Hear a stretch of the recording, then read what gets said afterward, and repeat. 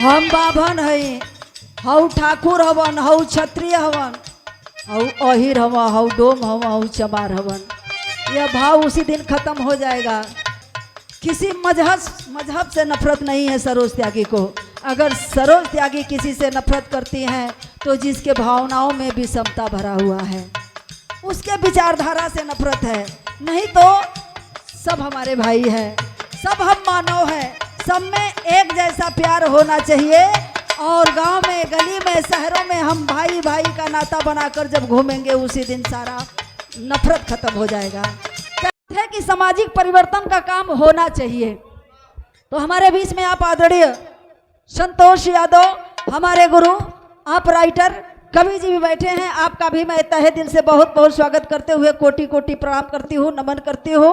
पुनः सबका स्वागत करते हुए मैं 4 लाइन गीत के माध्यम से अभी तुरंत कवि जी ने लिखा है।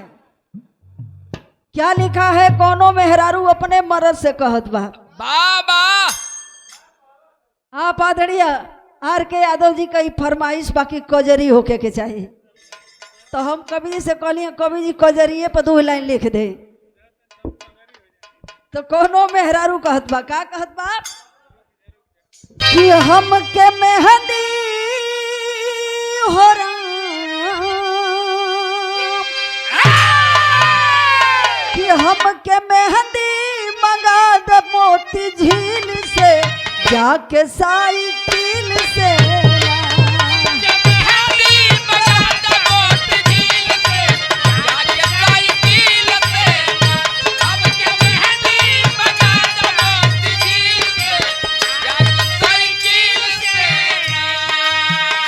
हम के मेहंदी हो राम,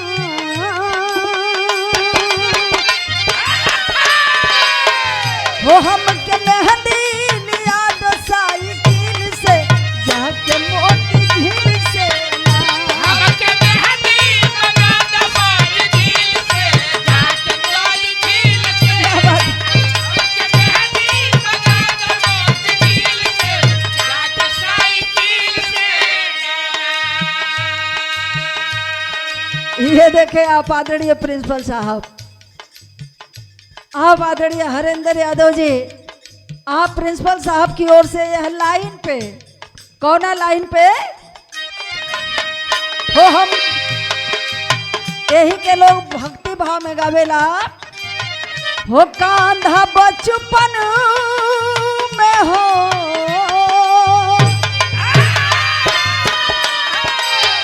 वो कांधा बचपन में हो के बकैया चले, कान पैया पैया चलना।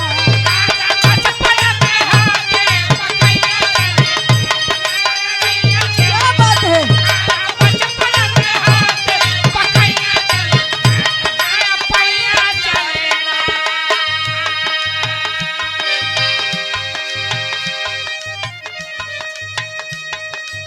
ये देखे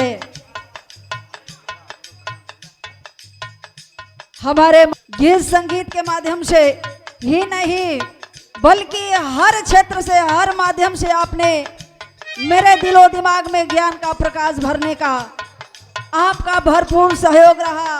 ये अनोखा प्यार मिलता रहा है और मिल रहा है। आप आदरणीय हमारे परम पूज्य गुरुदेव, आप आदरणीय कवि जी संतोष यादव जी की ओर से यह प्यार के पंखुड़ियों से गुथा हुआ अनमोल पुष्पहार, साथ में बहुत रुपयों से, 500 रुपयों से आपने मेरा सम्मान किया। बहुत बहुत साधुवाद।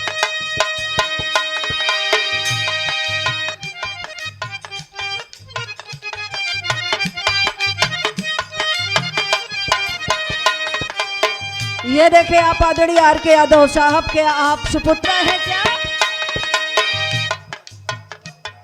ये देखे बहुत ही सुंदर साफा, बहुत रुपयों से देकर सम्मान किया है मेरी छोटी बहन गुड्डी सरोज।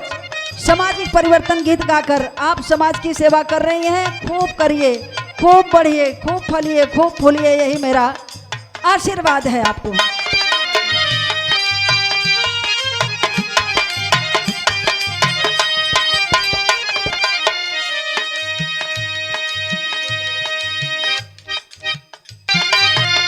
कहना है लेकिन कवि जी लिख रहे हैं क्या?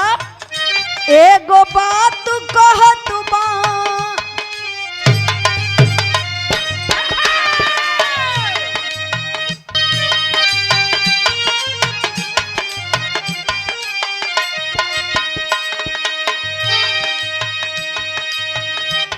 एगो बात कहत बानी लाय दरिया में,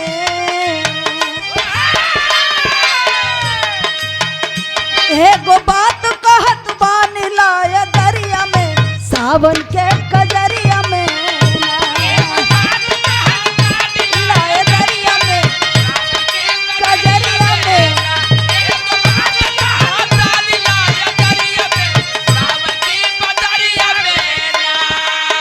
एक एक लाइन पे आप लोग गौर करेंगे। कवि जी अभी अभी बैठकर इस गीत को लिखा है। क्या लिखा है, क्या संदेश दिया है? माता पिता है महान, उनसे नीचे भगवान।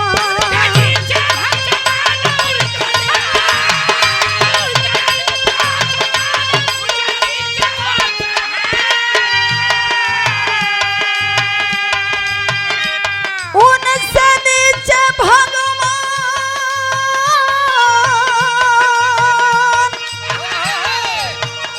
उनसे नीचे भगवान।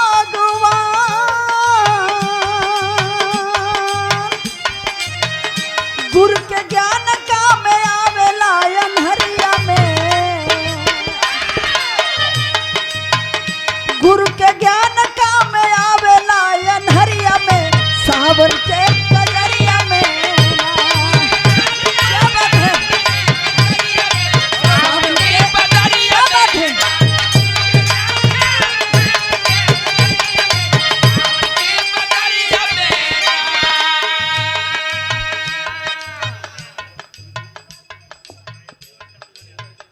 आप आदरणीय अभी जी लिख रहे हैं कि माता पिता है महान, माई 9 महीना गर्भ में रखेले, प्रसव पीड़ा सहन करके माँ इस दुनिया को दर्शन कराती है, दीदार कराती है। पिता छत्र बनकर बेटा बेटी का रक्षा करता है, लेकिन माँ बाप से भी महान कौन है? माता पिता से भी ऊंचा स्थान गुरु का दिया गया है। इसीलिए मैं कहती हूँ क्या, माता पिता है महान,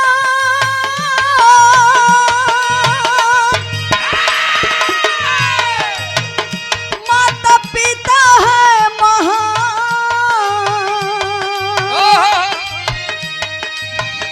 गुरु ज्ञान का में आवेला अनहरिया में,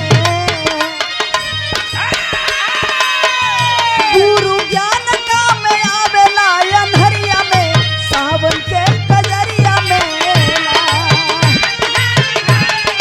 अनहरिया में, सावन के कजरिया में।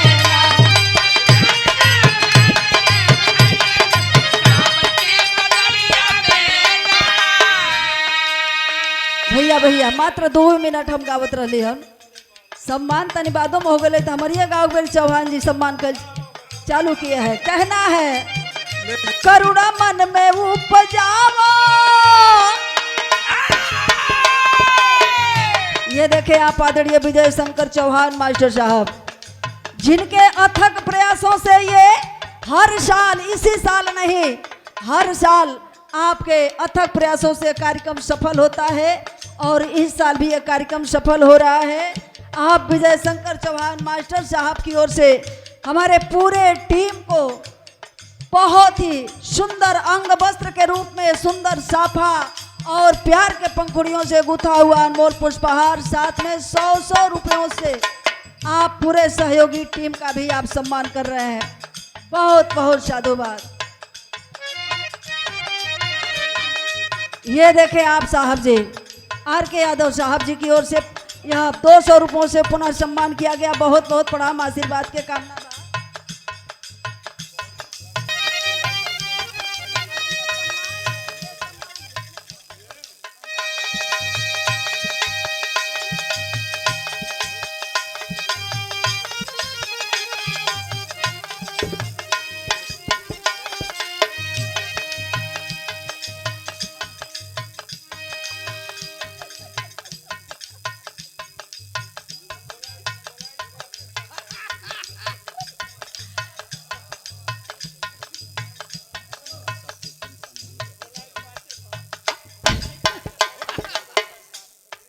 आप आदरणीय विजय शंकर चौहान मास्टर साहब की ओर से इस पैसे का कोई मोल नहीं है।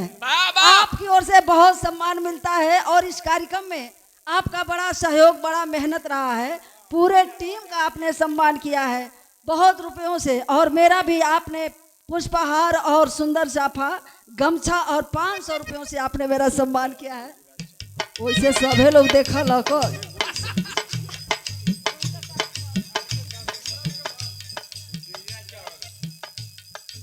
आप आदरणीय ब्रिजराज चौहान जी, आपके भी ओर से 200 रुपयों से सम्मान किया गया। बहुत बहुत साधुवाद, आशीर्वाद के कामना बा। कहना है ये मेरी गीत समाज को संकेत कर रही है, संदेश दे रही है। करुणा करुणा मन में उपजावा, जन गरीब के सतावा।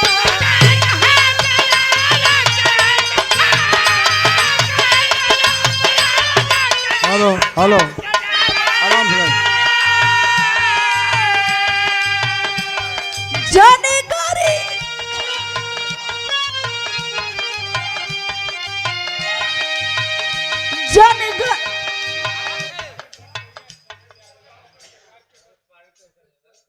पता नहीं क्या हो गया। करुणा मन में उपजावा, जन गरीब के सतावा।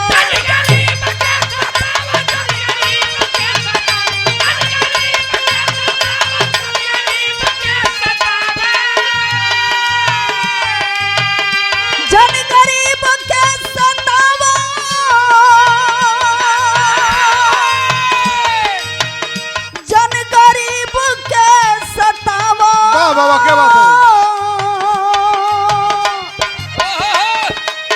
जिस दिन मन में समता का भाव होगा, सबके लिए प्यार होगा,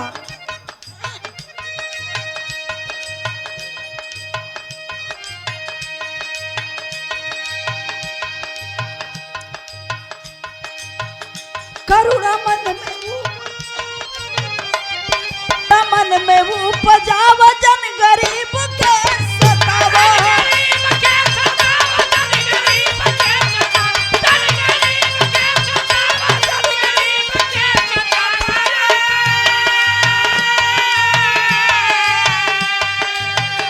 जन गरीब के सतावा, जन गरीब के सतावा। तो होई का फूल माला बरसी तोहरी, हरिया में फूल माला बरसी तोहरी, तब डहरिया में सावनी कजरिया में ना। फूल माला बरसी तब डहरिया में,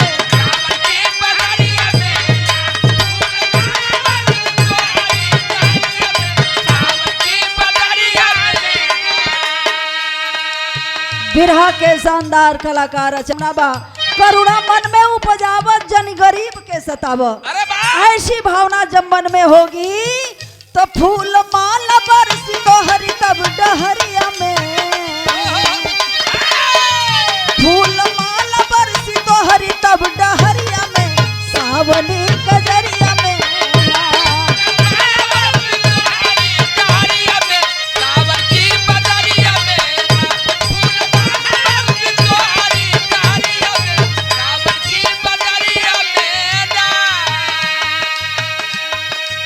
ये देखें बिरहा के बहुत ही शानदार जानदार कलाकार। बिरहा में आपका एक अलग पहचान है। आप आदरणीय उमेश बिहारी जी, आपकी ओर से प्यार के पंखुड़ियों से गुथा हुआ अनमोल पुष्पहार, साथ में 100 रुपयों से आपने सम्मान किया, और साथ ही हमारे कवि जी का सुंदर साफा और पुष्पहार, बहुत रुपयों से आप सम्मान किया है। और मुझे भी सुंदर साफा, पुष्पहार और बहुत रुपयों से आपने सम्मान किया है। कहना है यह लाइन साहब के लिए, कहना है आर के यादव पग बढ़ाए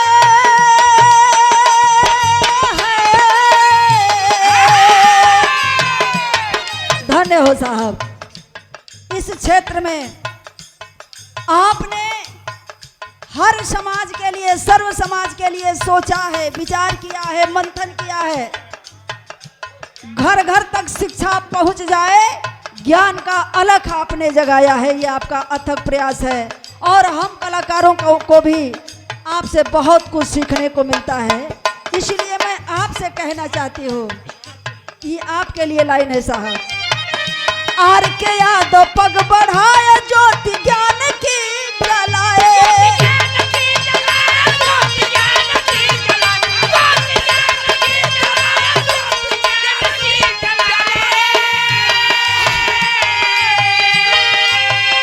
ज्ञान ज्योति के जलाए,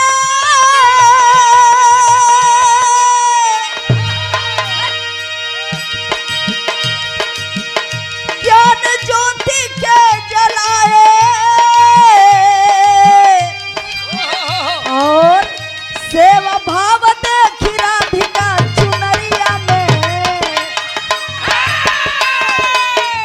सेवा भाव देवी राधिका की चुनरिया में, सावनी गजरिया में, तेरा भाव देखी राधिका चुनरिया में, सावनी गजरिया में, तेरा भाव देखी राधिका चुनरिया में, सावनी गजरिया में। बहुत बहुत साधुवाद कहना है। आर के यादव पग बढ़ाए ज्योति ज्ञान की जलाए। ज्ञान की जलाए, ज्योति ज्ञान की जलाए, ज्योति ज्ञान की जलाए।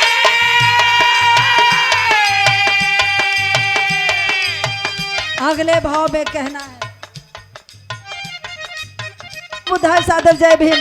ये कहना है, झगड़ा जाति के वो राई समता भाव जही आई। भाव नहीं अलग, सबके भाव नहीं अलग, सबके भाव नहीं अलग, सबके भाव नहीं अलग। हम बाभन हई, हऊ ठाकुर हवन, हऊ क्षत्रिय हवन, हऊ अहिर हवा, हऊ डोम हवा, हऊ चमार हवन। यह भाव उसी दिन खत्म हो जाएगा। कहिया झगड़ा जाति के वो राई समता भाव जही आई। समता भाव जही आई।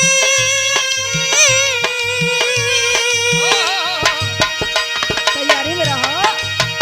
समता भाव जही आई। वाह क्या बात है। एक बन के घूमा, एक बन के घूम सहरिया बजरिया में, सावनी कजरिया में, एक बन के घूम सहरा बजरिया में, सावनी बजरिया में। क्या बात है। एक बन के घूम गावया सहरिया में, सावन की बजरिया में जा। हमें किसी धर्म, किसी मजहब से नफरत नहीं है सरोज त्यागी को। अगर सरोज त्यागी किसी से नफरत करती हैं तो जिसके भावनाओं में भी समता भरा हुआ है, उसके विचारधारा से नफरत है। नहीं तो सब हमारे भाई हैं, सब हम मानव हैं, सब में एक जैसा प्यार होना चाहिए। और गांव में, गली में, शहरों में हम भाई भाई का नाता बनाकर जब घूमेंगे उसी दिन सारा नफरत खत्म हो जाएगा। कहना है, इहे कहले कबीर काशी गंगा जी के तीर।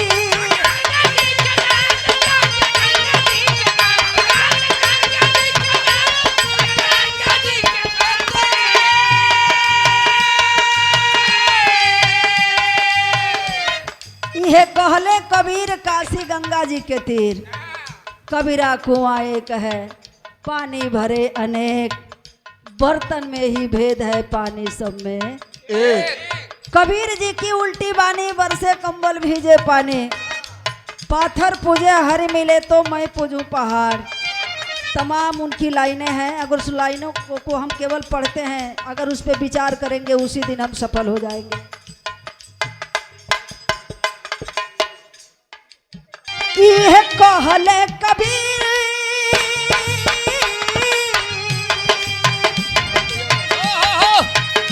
यह कहले कबीर काशी गंगा जी के तीर।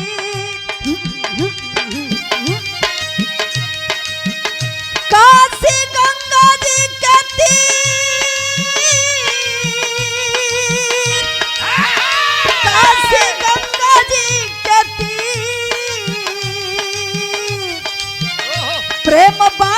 सीख मानव की शरीरिया में,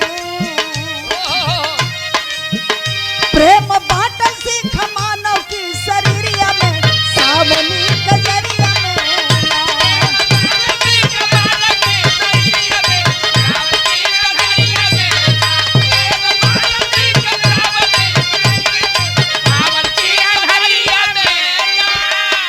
लास्ट लाइन में मीठी छोटा बड़ा दोस्त खुश हुई है संतोष।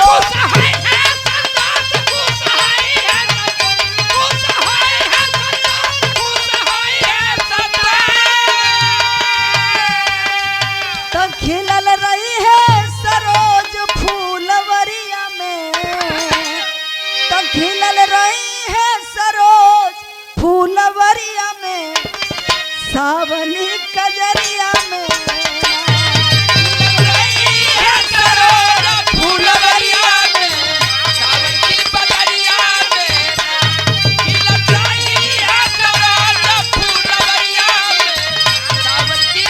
क्या बात है।